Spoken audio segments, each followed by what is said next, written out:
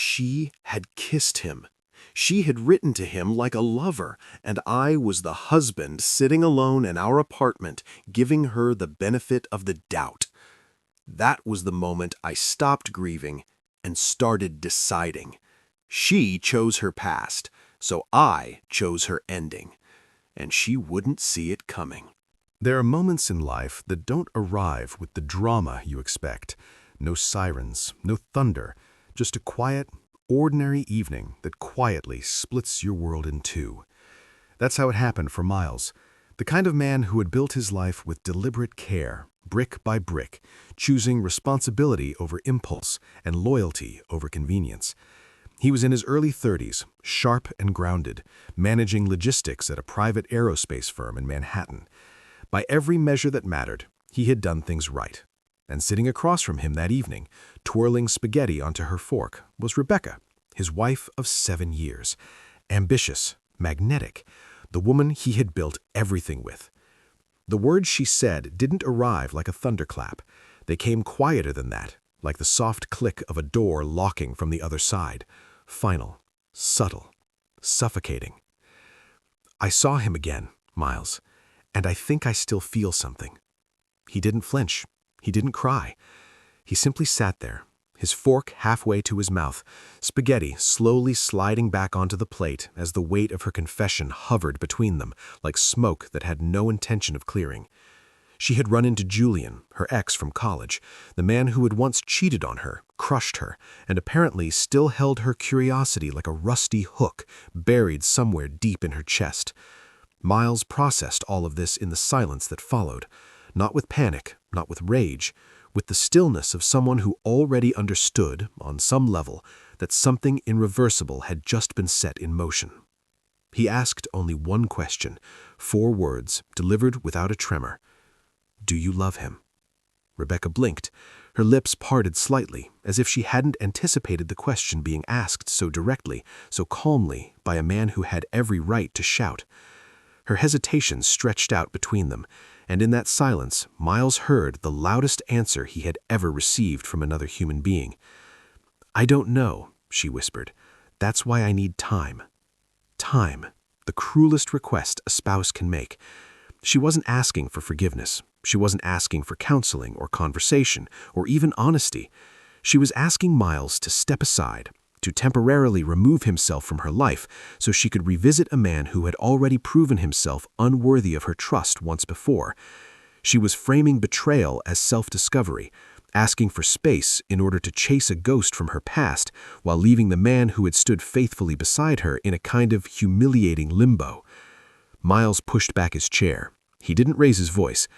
He looked at her the way a man looks at something he has already begun to let go of, not with hatred, but with a grief so composed it was almost frightening. Because Rebecca wasn't a villain in his mind, not entirely.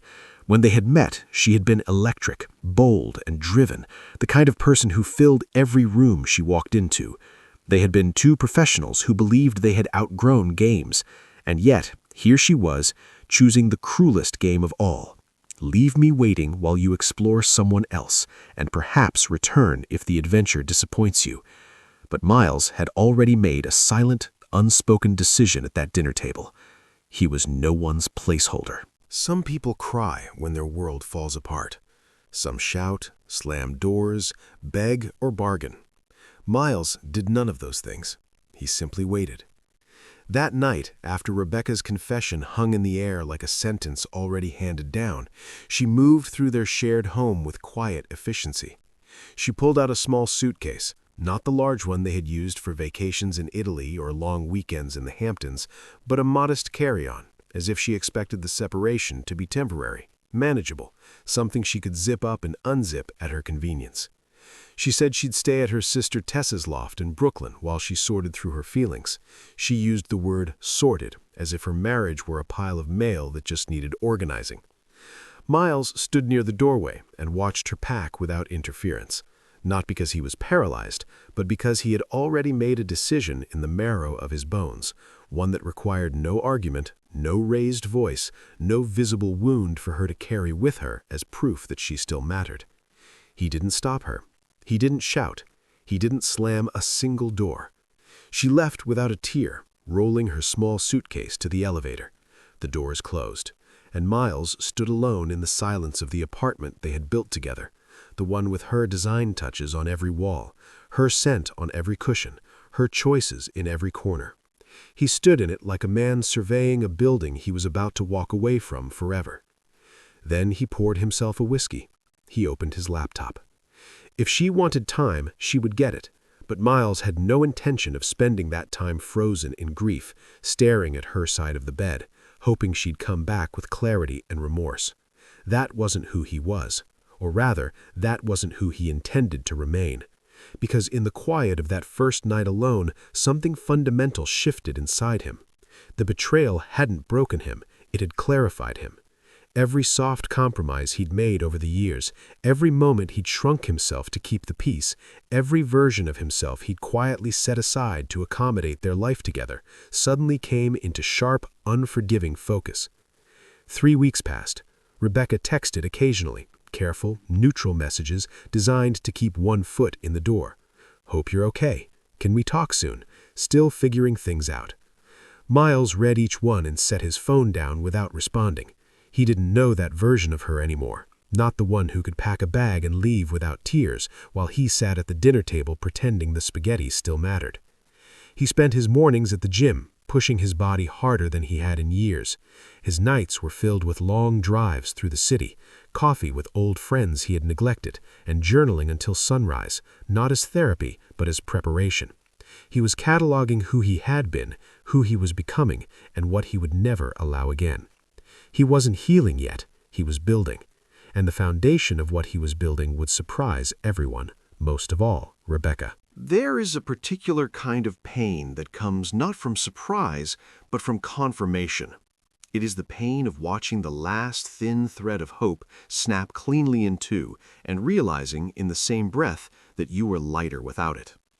That is the pain Miles felt the night he discovered the email.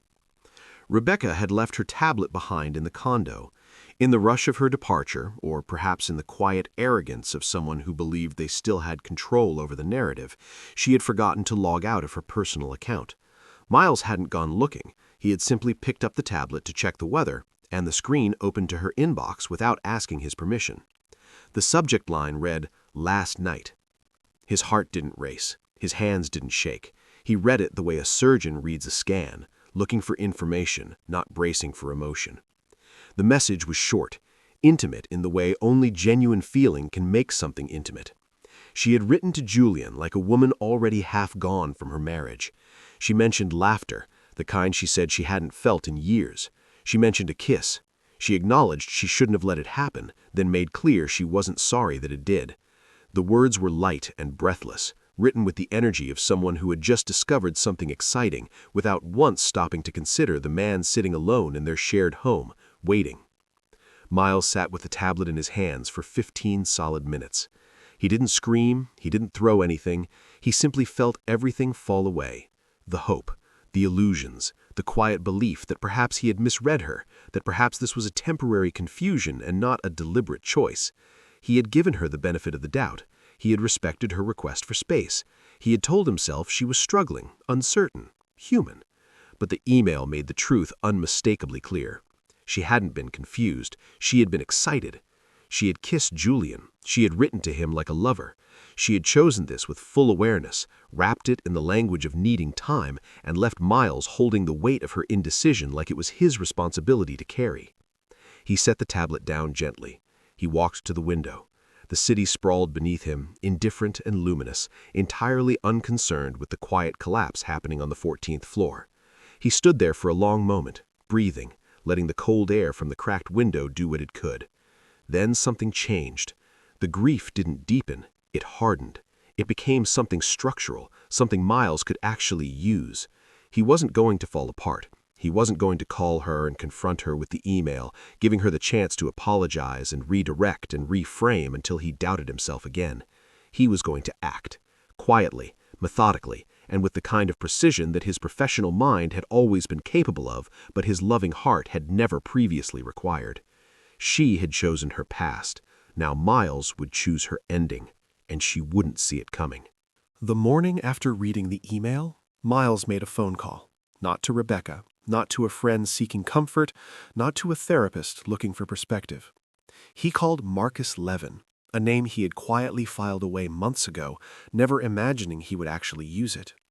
Marcus was known across Manhattan's elite circles for handling divorces the way seasoned executives handle hostile acquisitions, with strategy, discretion, and results that left no room for appeal.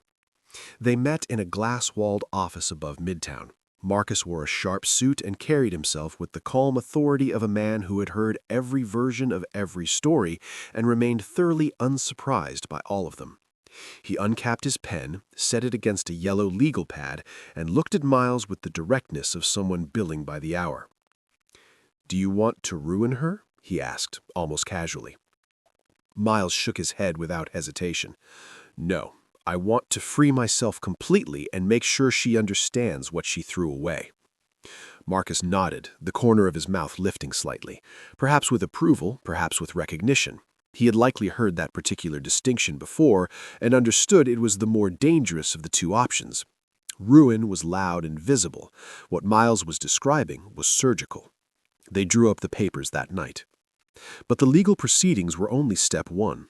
What Miles understood, with the kind of clarity that only arrives after a long period of quiet observation, was that Rebecca's entire sense of security had been built on a foundation she had never once thought to examine.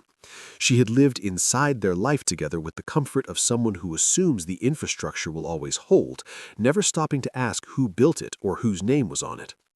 The condo they shared had been purchased under Miles's personal trust before the wedding, a detail Rebecca had signed off on during closing without a second glance, too busy choosing tile samples and debating paint swatches to consider what the legal language actually meant. The Tesla she drove daily, the one she parked with the quiet pride of a woman who believed she had earned it, was registered to his firm's executive fleet, a perk she had accepted without ever asking a single administrative question. And the studio space she rented downtown, where she met clients and described herself as an independent business owner running her own design practice, was quietly subsidized each month by capital Miles had been routing her way without ever demanding recognition or gratitude. He hadn't done these things as manipulation, he had done them as love, the kind of love that builds beneath the surface without asking to be seen. But now, standing at the edge of what they had been, Miles recognized with perfect clarity that love and leverage had quietly become the same thing. He did not cut it all off immediately. That would have been reactive, and Miles was done being reactive. Instead, he waited. He watched. He began the careful, methodical process of detaching every thread that connected his name to her comfort, not out of cruelty, but out of the sober understanding that a clean break required a complete one. Rebecca still thought she was figuring things out. She had no idea what she was about to lose. There is a version of heartbreak that destroys a man, that hollows him out from the inside, leaves him gray and slow, shrunk down to the size of his regret. And then there's another version, rarer, harder to reach, but transformative in a way that grief alone cannot manufacture. It is the version where a man looks at everything he allowed himself to become inside a relationship and quietly decides he will never be that diminished again. Miles chose the second version, not because he was above pain, but because the pain had made something ferociously clear to him. He had spent years softening himself for a woman who hadn't noticed, and the man who existed before Rebecca deserved to come back. He started with his body. The gym had always been part of his routine, but casually, something he fit in when life permitted, skipped when it didn't. That changed. He joined a boxing gym in Hell's Kitchen and began training with an intensity that surprised even him. Not to look better for someone else, but because physical discipline was the one language his mind couldn't argue with. Every early morning session, every round on the heavy bag, every set pushed past comfort was a conversation he was having with himself about what he was capable of. The answer, it turned out, was considerably more than Rebecca had ever made him feel. His appearance shifted almost without effort. The man who had spent years in creased chinos and budget polos began walking into work in tailored shirts, clean lines, a quiet confidence that sat differently on his shoulders than anything he'd worn before. His colleagues noticed immediately. His assistant asked if he had a new girlfriend. His team lead joked that he'd finally joined the rest of the executives in the real world. Miles said nothing, only smiled. He wasn't dressing for an audience. He was reclaiming an identity that had been quietly eroding for years. He started cooking again, something he had abandoned because Rebecca always preferred takeout and he had gradually stopped offering. Now he cooked for himself every evening, slowly at first, then with the focused pleasure of someone rediscovering a language they'd nearly forgotten. He made long, unhurried meals. He ate them alone without apology. He drove at night without destination, only direction, forward. He had coffee with old friends he had let drift during the marriage, people who remembered him before Rebecca, who received the new version of him with warmth and no questions. He journaled until sunrise, not wallowing, but excavating, going back through the years to find every place he had been smaller than he should have been and marking each one like a map of a country he was leaving for good. He wasn't chasing a new identity, he was returning to the original one. And somewhere inside that return, something unexpected happened. The anger that had lived inside him since the dinner table confession, since the email, since the packed suitcase rolled quietly to the elevator, began to soften. Not into forgiveness, not yet, perhaps not ever in the way people expect forgiveness to look, but into something even more powerful, indifference with purpose. Miles was no longer building his life around Rebecca's choices. He was building it around his own. Miles had not been waiting for this news. He wasn't sitting by the phone hoping for word from the other side of Rebecca's adventure, tracking her choices with the desperate attention of a man who still needed her decisions to validate his own. He had, by this point, moved too far inside his own transformation to spend energy on surveillance. And yet, when the news came, it arrived from the most unexpected source and landed with the quiet, clarifying weight of a final piece of evidence in a case that had already been closed. It was Tessa who called, Rebecca's sister. Her voice was hesitant at first, careful in the way of someone who has chosen to be honest despite knowing it will cost them something. "Look, Miles," she said, "I didn't know how deep things had gone, but Julian, he never cared. He told her she was exciting until she wasn't. Said he didn't want baggage. That's how he put it." Miles listened without interrupting. "She's been crying for days," Tessa added softly. He didn't respond with pity. He didn't respond with satisfaction either.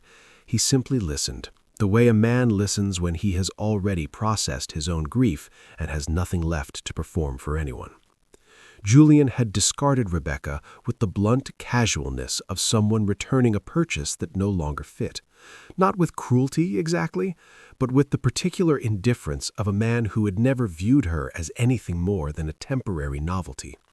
Exciting until she wasn't. The kind of verdict that cuts precisely because it reveals how little you were ever truly seen.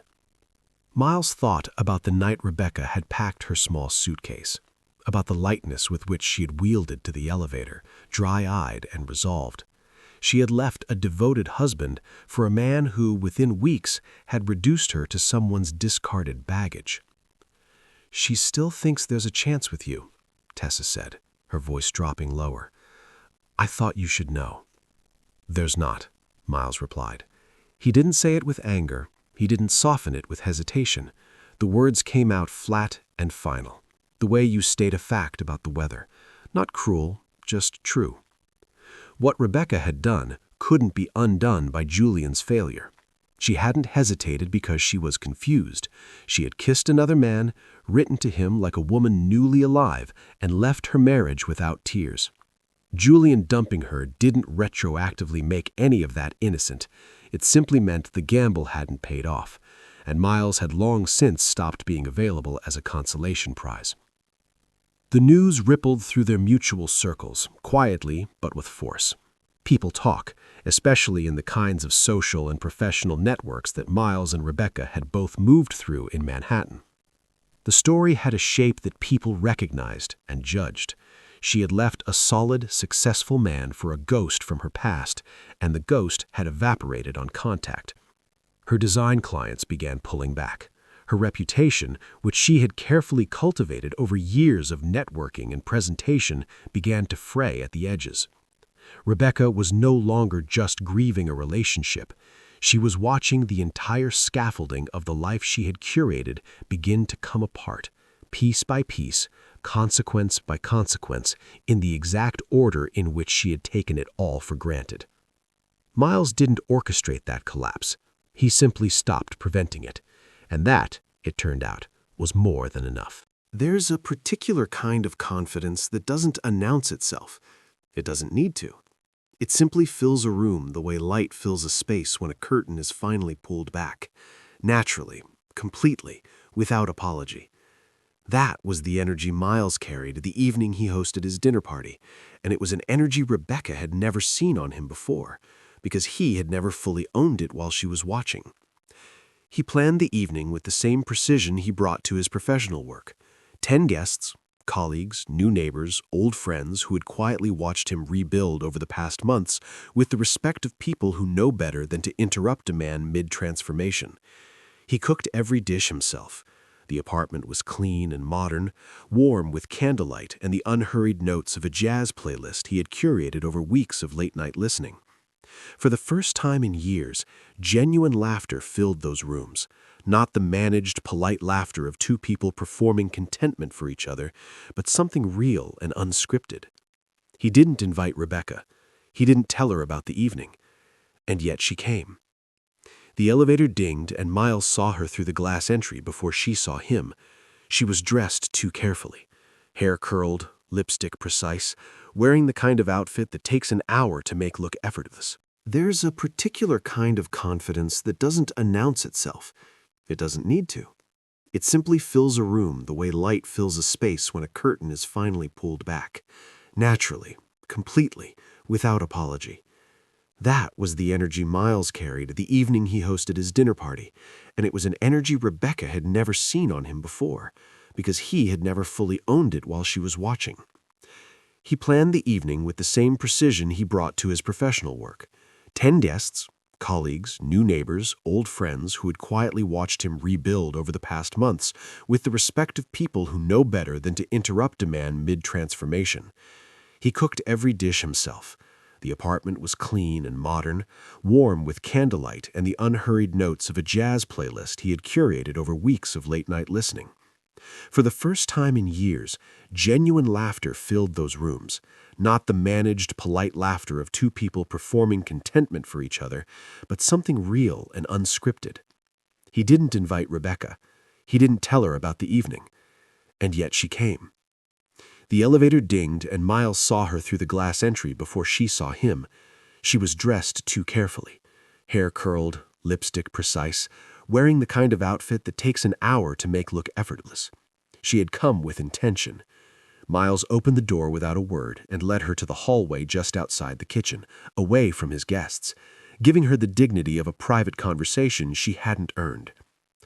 "I didn't know you were doing all this," she said, her eyes moving over the warm candlelit scene behind him with something that looked like shock, and beneath the shock, loss.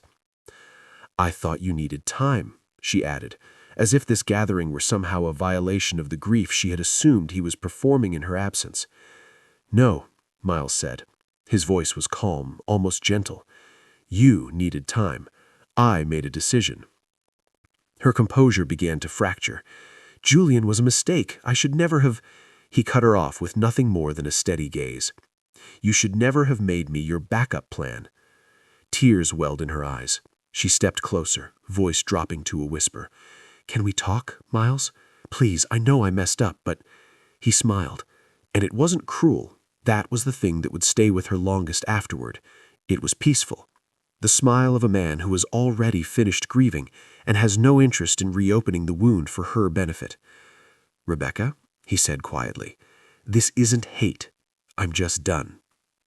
She looked like someone who had lost her place in the world, standing in the hallway of a home that still smelled like her choices, watching a man she had underestimated live beautifully without her. She reached toward him once more, searching his face for the version of Miles who used to need her. "You're not even angry," she said, almost bewildered. He leaned in slightly. "I was, but then I remembered who I am."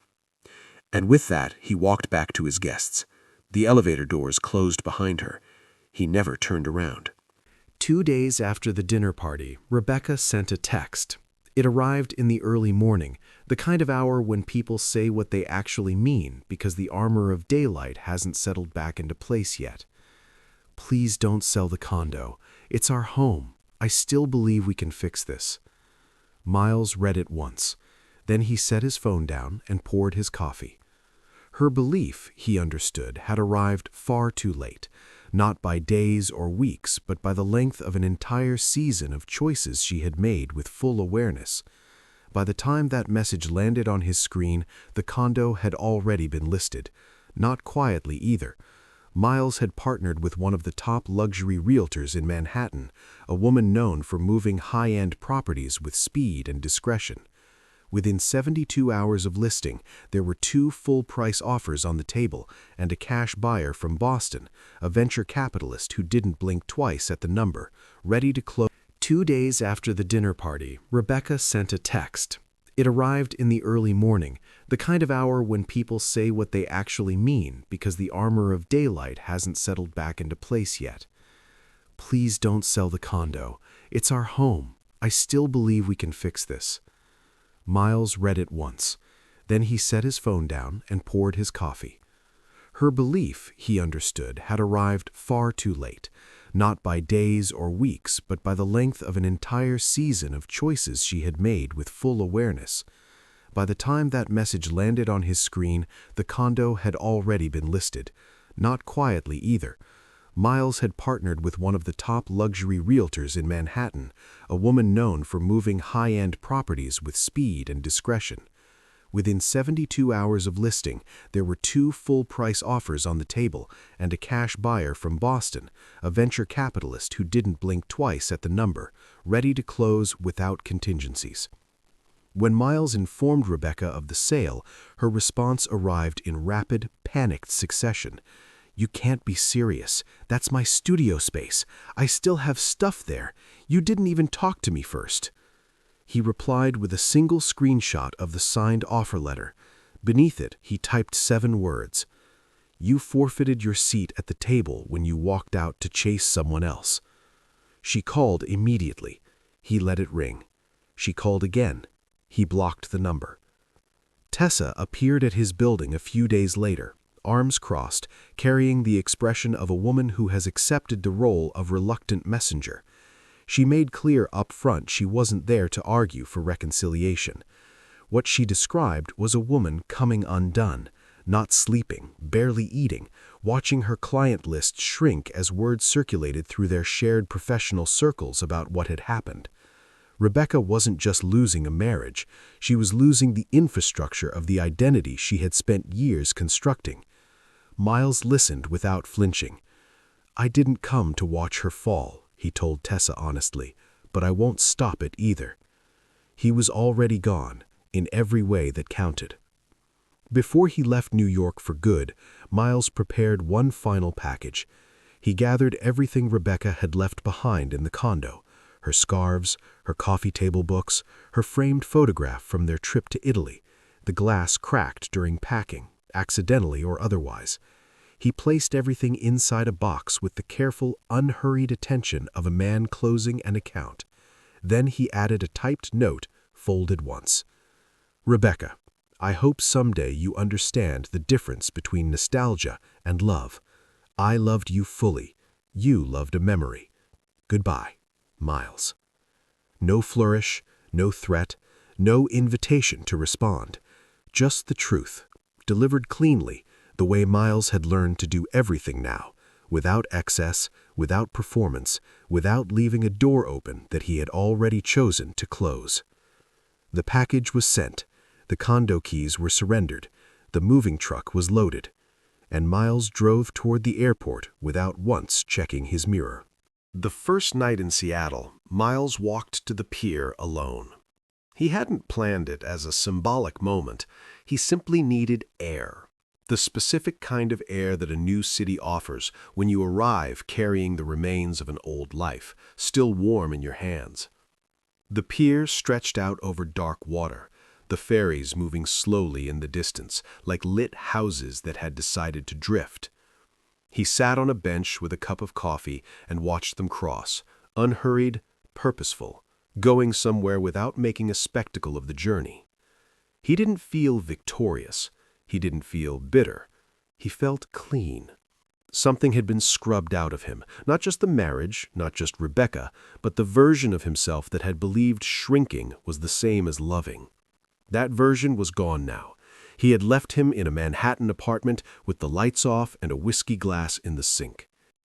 The downtown Seattle apartment he moved into had floor-to-ceiling windows, all glass and light, the kind of space that refuses to let you hide from yourself. Mornings began with coffee brewed in silence and long runs along the waterfront. Evenings filled with tech meetups, skyline dinners, and laughter that surprised him with its ease. He had not relocated simply to escape. He had arrived with intention, with a promotion waiting, with the West Coast division offering everything the New York branch never had: creative freedom, higher stakes, and the particular respect that comes when the people around you haven't yet decided who you are. Within weeks, he was leading operations on a cutting-edge aerospace logistics project. Every day brought purpose. Every challenge landed like proof that he had chosen correctly. Personally, the expansion was just as deliberate. He began learning French, slowly, imperfectly, with the patience of someone who no longer needed to be good at things immediately. He joined a sailing club and discovered he loved being on the water, not for the sport, but for the silence it required.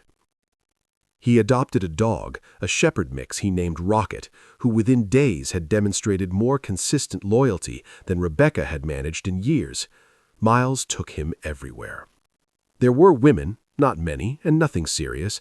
Miles wasn't chasing distraction. He was moving toward something, not away from it. He wanted connection that was authentic, patient, earned, the kind that doesn't require you to perform or explain or diminish. He was in no hurry. He had learned, finally and completely, that the right things don't require you to chase them with desperation. Then came the email from Rebecca Franklin. Subject line: "Just one conversation." She had been following his promotion, she wrote. She had seen his name in articles. She still thought about everything, about them, about the man he had been, the one who would have walked through fire for her. She knew Julian was a mistake. She knew he had never loved her the way Miles had. She said she didn't expect a response. She just wanted to know he was okay. Miles stared at the message for a long time. Then he clicked archive. Not out of cruelty, out of peace. The deep, settled kind that doesn't require explanation or performance or the last word. He was okay. He was more than okay. And she didn't need to be part of knowing that. She reached for the same book. That was all it was. A moment so small and ordinary that it almost didn't register as the beginning of something. Miles was in a bookstore in downtown Seattle on a quiet Tuesday afternoon, browsing without urgency, when his hand landed on a collection of David Whyte poetry. At the exact same moment, another hand arrived from the opposite direction. He looked up. She laughed first. Her name was Harper. She worked for an architecture firm a few blocks from his office. She had dark eyes that held attention without demanding it, and she spoke with the directness of someone who had long since stopped saying things she didn't mean. They started talking in the poetry aisle. They didn't stop. Coffee led to dinner. Dinner led to conversations so honest it felt like breathing properly after years of shallow air. Harper didn't know his past, hadn't heard the story, carried none of the preconceptions that come with shared history. She simply saw Miles as he currently was, not who he had been, not who he was recovering from, not cautionary tale or redemption arc, just a man, present and whole, sitting across a table, genuinely listening. When she smiled at him that night, a quiet, unperformed sincerity, Miles felt something he hadn't expected to feel so soon, and certainly not so cleanly. He wasn't angry anymore. Not at Rebecca, not at Julian, not even at the years he had spent being smaller than he should have been. What had happened, and it had led him here, to this table, to this woman, to this version of himself that was finally worth arriving at. 1 year to the day after Rebecca walked out with her small suitcase, Miles sat down and wrote her a letter. He didn't plan to send it. He wrote it for himself, because some truths need to be spoken even when there is no longer anyone required to hear them. He wrote about the night of the confession, about the question he had asked, "Do you love him?" and the silence that answered louder than any word she could have chosen. He wrote about what her request for time had actually meant, not confusion, but curiosity, not self-discovery, but the desire to test whether chaos felt better than devotion. He told her that real love doesn't ask for rehearsal space. He told her that she had forgotten about the man who stood beside her every day without needing to be dramatic to be devoted. He told her that he had left not because he stopped loving her, but because he had started loving himself more. "I don't hate you, Rebecca, but I don't know you anymore. And I've built a life so full I don't even look for you in the empty spaces." He folded the letter and placed it in a drawer, beneath the deed to his new home, beside Rocket's adoption papers and the gallery flyer Harper had left on his windshield the week before. He never wrote about Rebecca again. Months later, passing through New York for a conference, he saw her photograph on social media, a mutual friends post from a charity fundraiser. Rebecca stood alone, smiling too hard, holding a wine glass with the careful grip of someone performing composure. She looked radiant and hollow at once. Miles felt nothing. Not satisfaction, not sorrow. Nothing. He set his phone down and went back to his evening. Now he wakes up in a city that never stops growing, in a home that hums with warmth and honesty, beside a woman who has never once made him feel like a backup plan. He lives fully, not for revenge, not for performance, not to prove anything to anyone who once underestimated him. Because he finally understands what took him far too long to learn. Peace is the loudest closure, and the most satisfying revenge is no longer needing one.